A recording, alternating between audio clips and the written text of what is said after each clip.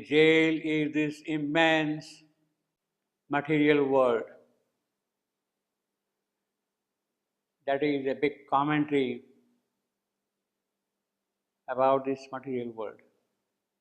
We are imprisoned, we are trapped, we have no freedom. We cannot do what we should do. There are laws, there are regulations, there are guardians, there are sentinels, there are prison guards keeping the law of this jail firm. And we are kind of trapped in this situation. Now, it is in this condition that Savitri has to find her way out. Savitri, the divine Savitri, has taken the mortal birth. She is here as a human. She has taken the human birth with the entire load of humanity on her shoulders. Mortal birth with a lot of the mortal weighing constantly in her soul. She has accepted it.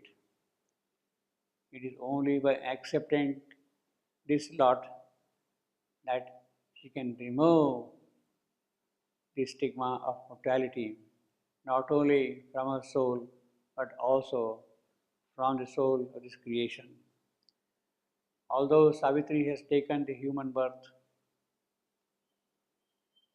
in all the trueness of the human conditions, yet there is something in Savitri which remains always with her. She moves in the measures of the gods. Although human, still she can move, she can walk, she can do things. The gods would do things in their own world. That thing still remains, that thing always remains with her. She came to this world to wrestle with the darkness.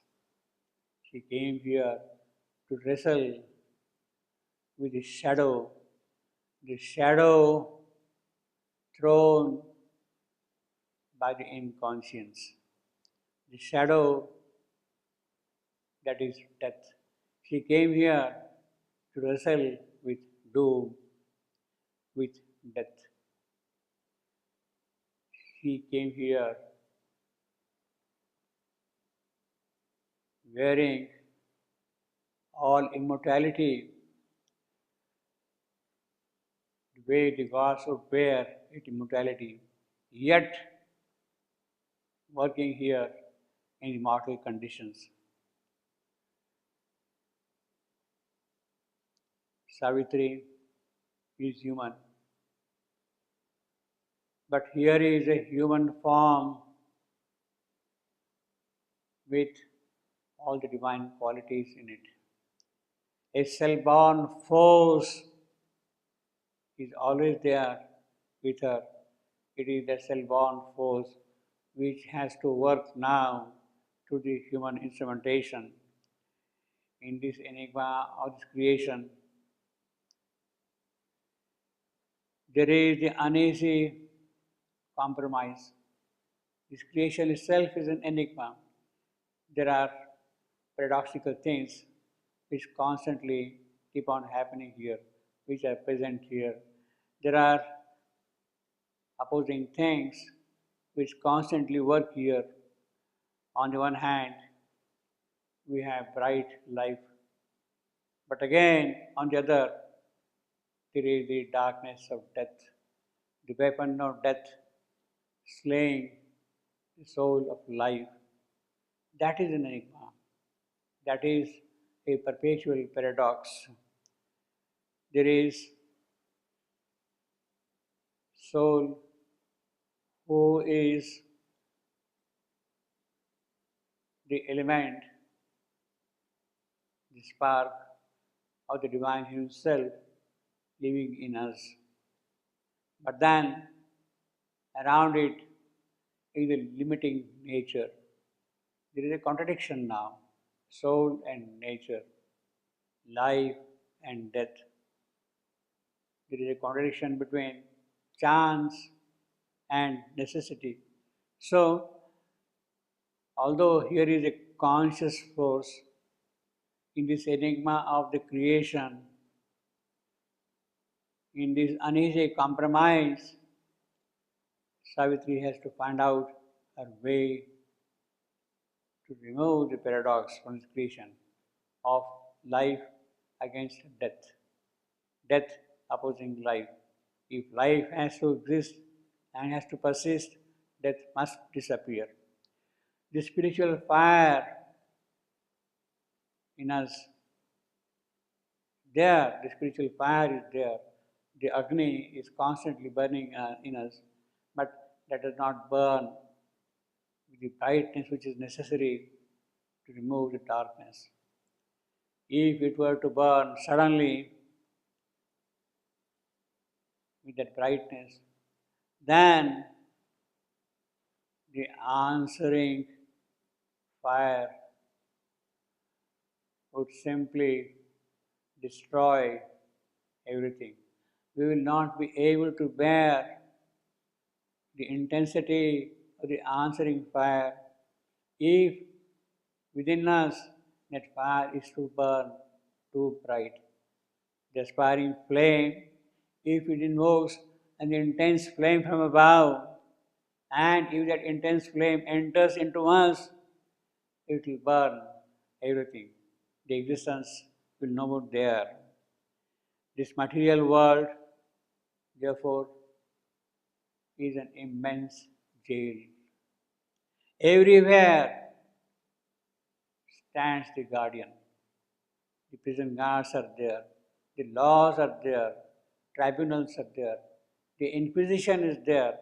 All these things are constantly active in our life here. Mind suffers the bondage of thought. It cannot think freely. It is restricted in its scope of imagination. It receives intuition, but not the true revelatory knowledge. Our heart is sealed to the possibilities of love, beauty, joy that it can hold, that it should hold. Our body is incapable of holding the divine flame in it. Death constantly stays, arrests the wheels of life. They cannot move freely. The wheels of life cannot move freely. That is what keeps the throne of inconscience safe. The throne of inconscience is safe because of these limitations, limitation of mind, of the heart not responding fully, or the body not being able to hold the divine flame. And therefore, what we are here, where we live here, this whole place is nothing but a prison house, a jail. A jail is this immense material world. But Savitri stands up and lifts up the limitless flame. It is her limitless flame which can hold the intensity of the answering flame from above. The flame of Savitri is strong enough that it can bear the weight, the pressure, the intensity of the answering flame. In the meanwhile, what happens here around is we live in a world that is a jail. Savitri stands up and lights the limitless flame.